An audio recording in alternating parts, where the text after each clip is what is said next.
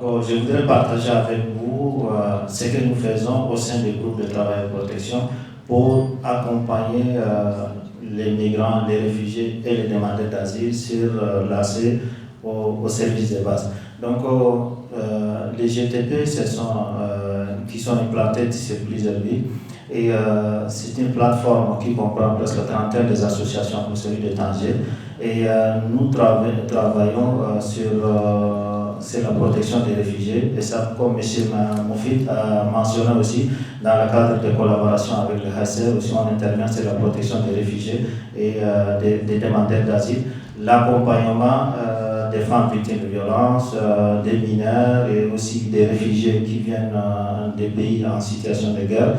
Et aussi avec les autres migrants, on travaille aussi en collaboration avec plusieurs partenaires, membres du GTP, que ce soit membres observateurs comme l'OIM, HCR et les autres, les associations aussi. Donc sur l'accompagnement, nous offrons des services sur le plan social, surtout des sanitaires, parce que maintenant, la plupart des migrants que nous accompagnons ne sont pas inscrits à la protection sociale, ne bénéficient pas des CNSS, n'ont pas de carte séjour. Donc ces personnes, nous on les accompagne à travers les associations qui exécutent des projets qui couvrent le volet de la santé, et à travers les centres de santé, à travers les hôpitaux, et y compris par exemple des cas plus lourds, par le cas des opérations chirurgicales, on les accompagne aussi.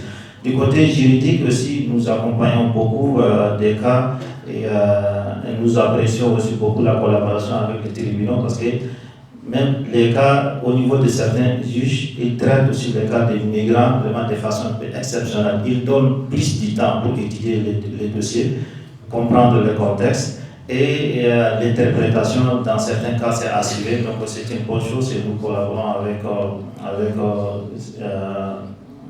les tribunaux.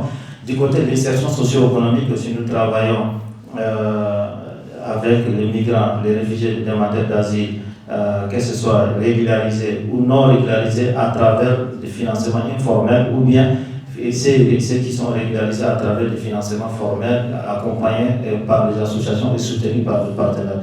C'est ça que nous faisons. Et aussi au sein des GTP, nous avons aussi une plateforme digitale qui est destinée à référencement des migrants. Et cette plateforme, c'est une plateforme qui est très intéressante. Ça nous permet aussi de recenser, de faire des statistiques, de données de façon mensuelle, trimestrielle et semestrielle, et de connaître quels sont les besoins réels de la population migrante.